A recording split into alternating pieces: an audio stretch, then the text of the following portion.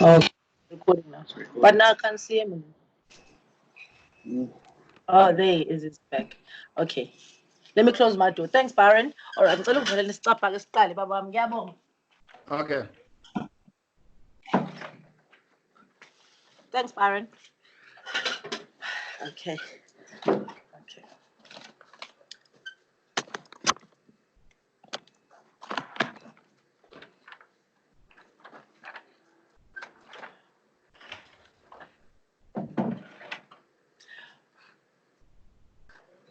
All right. Good day. My name is Thobeka Dhlomo. I am in conversation with Fred Khumalo, award-winning writer, and I'm very, very honored at this moment to be chatting with him. It is the 53rd time of the writer. Of course, things are looking and sounding a bit different than what we expected, but nonetheless, here we are. We are able to have a conversation. Sawamgela, thank you so much for your time.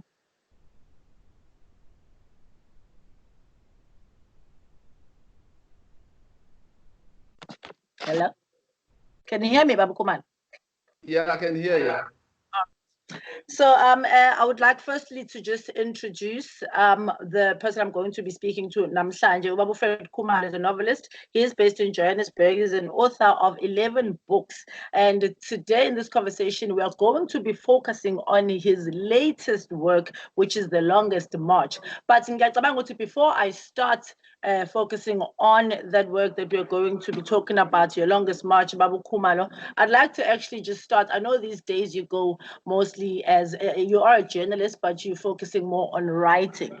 And I'd just like to find out from you as Umbali, what is it that really inspires your writing? I mean, these days we're seeing you writing a lot, tapping into a lot of very important details of our history here in South Africa that might have been left out. But when we read your work of late, since your last offering, and then now we're going to get into your work now, The Longest March, where you're tapping into very, very crucial parts of our history, which we may not have had a lot of information about, in the archives. So as a writer, what is it that is your objective and your main purpose as you pick on stories to write? Yeah, thank you for the introduction. What has inspired my new book and the one previous, just before that, which was Dancing the Death Drill? I noticed some gap in the telling of our history. So I sought out to correct some impressions or to fill out those gaps. But obviously, I didn't want to write textbooks, history textbooks. So I set out to write, to popularize our history. And the best vehicle for that is writing a novel, highlighting those events or those incidents of our history that I felt had been either distorted or underreported or completely obliterated from the pages of history. Hence the story of the men who went down with the Mendi in 1917 during the First World War. That is the story that I told in my other book, Dancing the Death Drill. Yes. And then I came to this one, The Longest March. Again, it's a historical text. But the idea here is to use history as the background while also humanizing people who might have been affected by these historical incidents. Very interesting that you mentioned that, where you're saying you humanizing people who might have been affected and might possibly not have had a voice, almost obviously. And then I like where you're going into, where you're fictionalizing, but also you're writing this history. There must be a lot of research, obviously, that comes with that. We understand that the history of this country is very volatile, so one needs to really, really be factual when one is writing about this history. But also when you juxtapose to you bringing the fictional characters into it.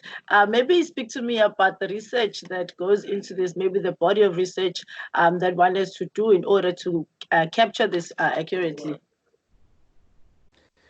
Yes, this particular novel required of me to read a lot.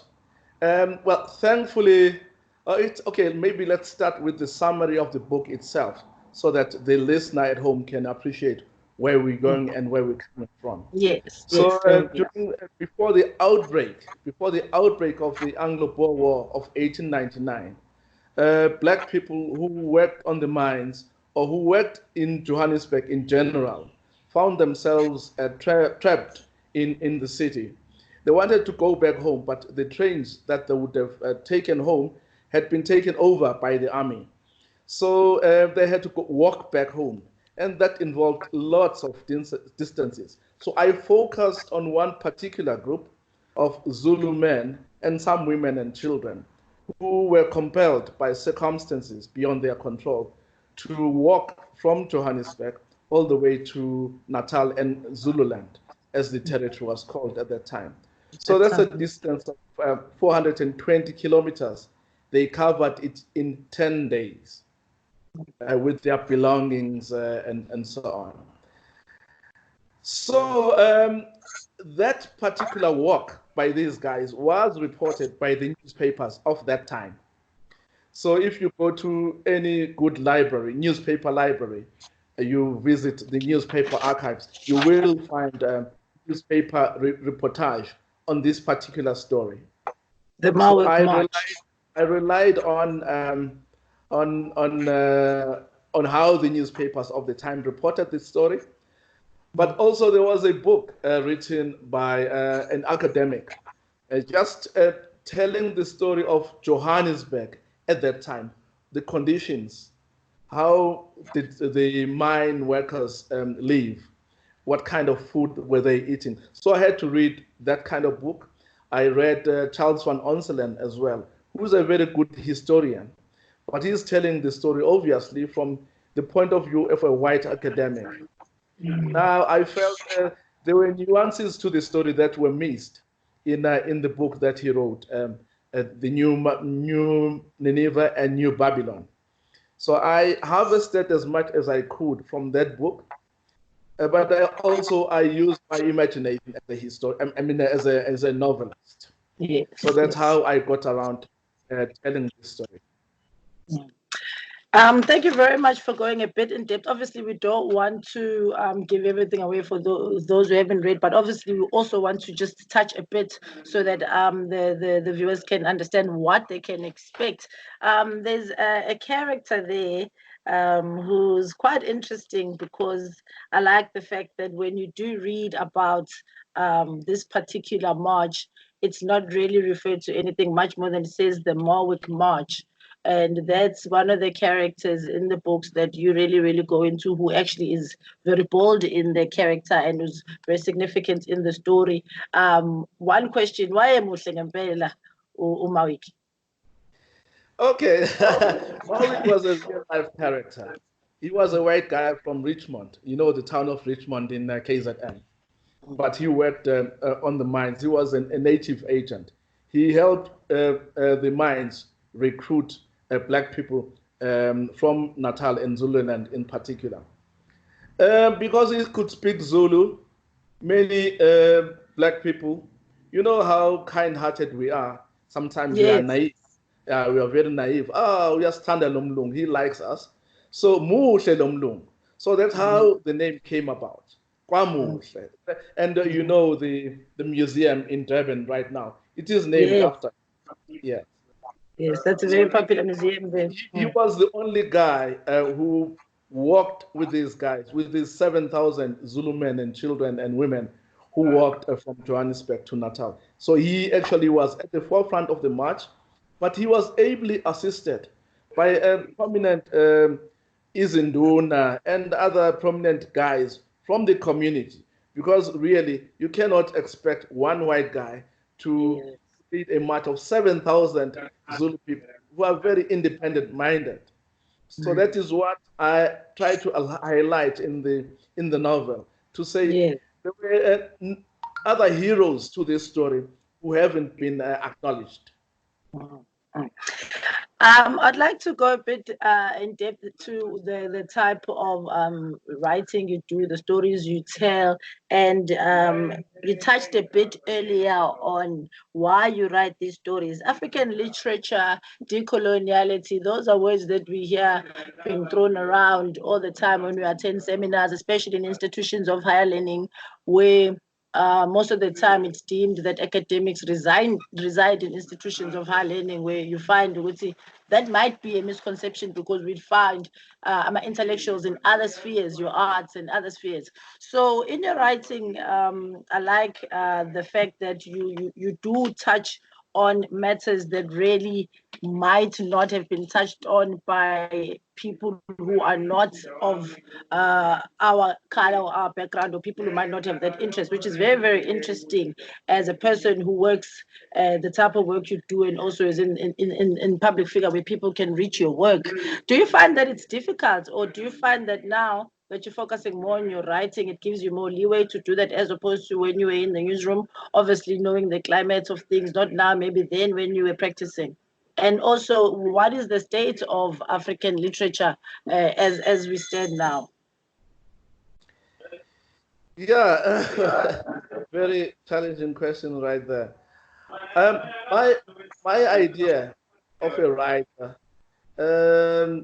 is that of a person who's a mirror, who brings a mirror to society, to society, to say this is what you look like. So I try to. I'm not an academic. Uh, I try to take the stories that reside in academia back to the people. We climb the ivory towers and say, these are your stories, own them. So I try to write my story in as accessible a manner as possible. As I said earlier, I try to popularize fiction, which to some people can be very intimidating and equally boring.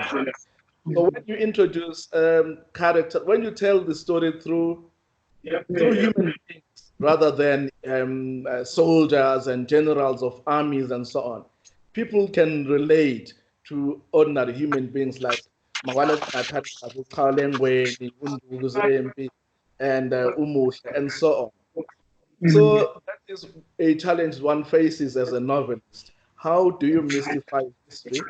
How do you popularize it without trivializing it? So that's the challenge that one is grappling with.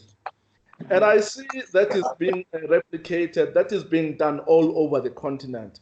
As you alluded to the whole notion of decoloniality, a lot of good work is coming out of the continent and from the diaspora. So you get people like Chimamanda, you get people like Marlon James telling stories of the Africa of old, whose story has been distorted by historians who have used history to serve their own political agendas and so on. We are wrestling that history as writers back from the academy, back from the colonizers to us. And it's going to be a long, drawn, and contested a struggle, as you can imagine, because there are many interests being protected here. So yeah, I revel in the challenge. I enjoy the challenge. Thankfully, I'm no longer fully employed. I have the energy and the time to really focus on what I'm doing now without any distractions that I used to have while I was working for newspapers. As you delve into these South African stories that have never really been written from a different angle, Dancing the Death Drill then becomes an international story. And this is now amazing, not just for you, because you know this, you write these stories, but now it's amazing because these stories that are not told are actually, people are looking to hear these stories. Yes, I was truly impressed and heartened when a theater company adapted my book, Dancing the Death Drill, for the stage. As you know, the play has been performed in Southampton, in Norway, and so on. So the story once again has uh, been taken back to the international stage for the for the international community to enjoy, probably critique, and maybe take it to another level, because I don't own the story of the Mendy myself. I was just telling one aspect of it, one corner of it. So I hope it gains currency internationally, and yeah, people can enjoy it and interpret it the way they want to. Brilliant, brilliant. Congratulations on that. And then going back to the story that we are talking about, The Longest March.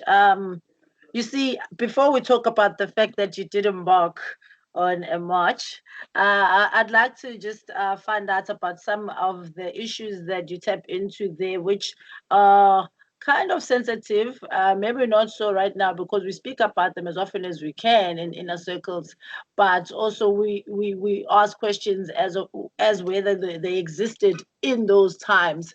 And in this book, you sort of show that they might have existed in those times, issues of interracial relationships. We look at issues of homophobia and etc., things that we might find difficult to really openly talk about today, yet we are experiencing those things. They are real and they may not even be issues anymore. Oh yeah, the issue of homosexuality in the Black community. It's one of those subjects that people do not want to speak about, but it actually happened especially on the mines. But even though the complicating factor is the men who were sleeping with other men on the mines didn't regard themselves as queer, as homosexual, or however you want to express it. They were merely satisfying their sexual urges, because they were saying to themselves, we've got our wives and girlfriends back home, but while we are here, we are responding to our urges. So they slept with each other. And it's a well-documented fact. So the name for the younger boys or the younger men who slept with the older guys were called omakotana, the boy brides. That is a documented fact. So I bring that to the fore because I felt it would resonate with our contemporary times. The issue of being queer being one of the major topics of our times. So I decided to bring it into the story because it really happened. And the issue of xenophobia. If you go back very briefly into the history of our minds, at the turn of the century, the majority of Black people who worked on our gold mines were not Black South Africans. They were actually from Mozambique. The majority, 80%, 70 to 80% were from Mozambique, the ones who went down into the belly of the earth. And that is documented further again in a new book by Charles van Onselen, The Night Train. So I decided to bring it to the fore again because there were clashes on the mines between the different ethnic groups, AmaZulu, AmaShangana, AseMozambique, AbeSuthu, BaseLesotho, and so on. These things did happen, and they were documented in the newspapers of the time because people killed each other. So I decided to bring it into the story. What was the issue? The other issue that you brought? The interracial relationships we've seen. Oh yeah, of course. That happened a lot, but certainly not on the mines. This is my imagination as a novelist. So do grant me my poetic license. But it happened, especially in the Amazemtiti circles. Black people who were exempted from so-called native laws. They were the ones who just got married to white women and vice versa. But you will recall that many white men did have interracial relationships with Black women, even though they didn't marry them. Which is why there's a prevalence of colored people in KwaZulu-Natal and so on. So I try to bring all these issues because I think they all are a talking point in our contemporary society. Definitely. A novel, of course, is supposed to entertain. It's supposed to also provoke debate, and that is what I was hoping to achieve through this book. Definitely. Not only did you then write the book, but you also embarked on a march last year, um, which I think is actually great. You got a bit practical on top of that. So, what inspired you to do that?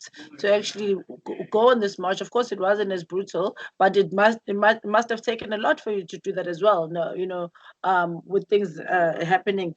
But what inspired you to do that? Obviously, the story must have. But on top of that, what was the extra motivation for you to do that? And also, what did you achieve when after you embarked on that march? Internally, what did it feel like for you? There are many factors here. And of course, ego is one of them. I won't lie to you. I just wanted to prove how fit I am, you know. But I also wanted to highlight this thing that it actually happened. I wanted to bring it to the public, under the public purview. And people did speak about it. So much so that when I reached my final destination, which was Ladysmith, the town council of Ladysmith honored me with a trophy, and the mayor of Ladysmith said, "Khumalo, can you do this as an annual thing? We are going to sponsor it." So I'm going to be doing it annually, and hopefully more people will join me. But the logistics obviously are still being worked out as to how it's going to happen, because it can be dangerous if you have too many people walking at the same time. Because the route that I used is not the freeway, it's not the N1 freeway that goes straight to Durban. It's the old Standerton Road. The roads are not really conducive to pedestrians. So maybe 10, 20 people would be enough, not a whole a big group. So when I do embark on the march in October, I will limit the number of people who join me. But it is going to happen because the council or the mayor of Ladysmith is going to sponsor it, because to them, it ties in with their commercial strategy, because they've got many war memorials in Ladysmith, as you know. Many battles, especially during the Anglo-Boer War, were fought in the Ladysmith area. So they've got many war memorials, including the Ladysmith Siege Museum, which is there in the town of Ladysmith. So for them as Ladysmith, it makes a lot of commercial sense in terms of tourism and so on. So yes, that is what happened, and that is what we're looking at going forward. We look forward to being part of that as well when it happens, Babu Khumalo. So now going forward, I mean you've done quite a number of things. You've shortlisted twice for the Commonwealth Short Story Prize, once for the Short Story Day Africa Award. You're author of 11 books, obviously. What can we expect to see from you going forward? We would still like to swallow a lot more of what you have to offer to us. So what can we expect from you going forward? Yeah, well, I'll continue, right?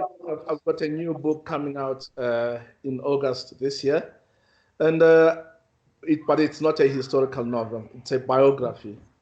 And then next year, I'm hoping to release another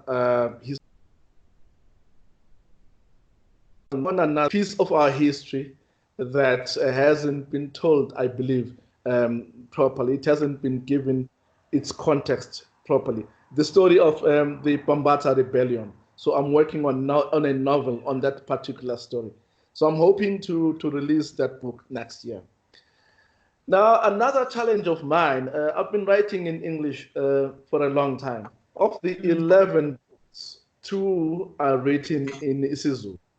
So going forward, I'll be trying to write more in my mother tongue,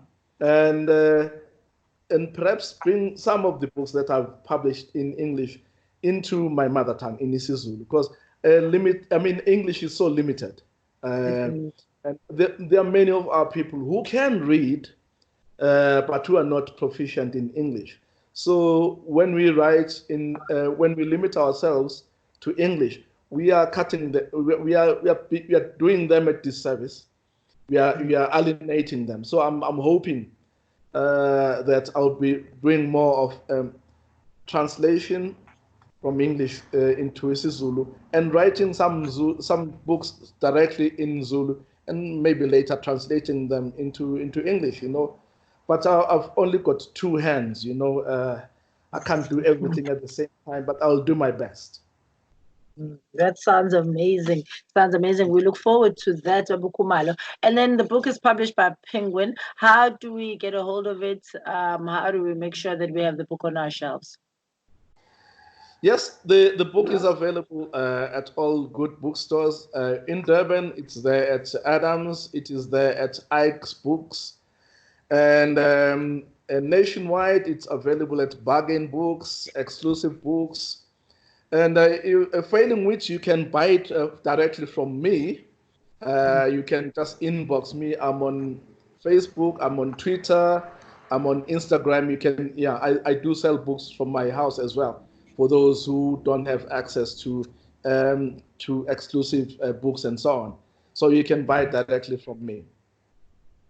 Babu Khumalo, it's been awesome being in conversation with you. Thank you so much for your work. We look forward to more of your work. And thank you so much for taking time to chat to us here at Time of the Writer. Thank you, Tinangwe. Thank you for the support and good luck with the project. I'm Thobeka Dhlomo. Thank you very much for watching.